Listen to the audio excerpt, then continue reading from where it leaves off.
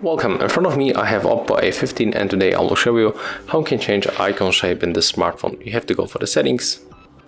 Right now find home screen and the wallpaper.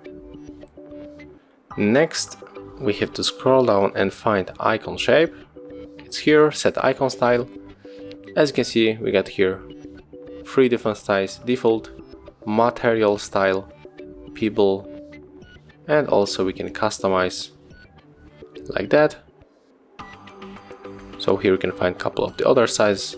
You can set the foreground, icons, get them bigger or smaller. For example, oh, I just misclicked.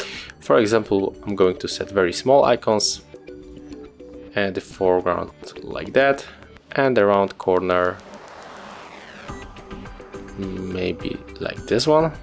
Okay, click apply and wait a bit. As you can see, our icons shape and style has changed. If you find this video helpful, remember to leave a like, comment and subscribe to our channel.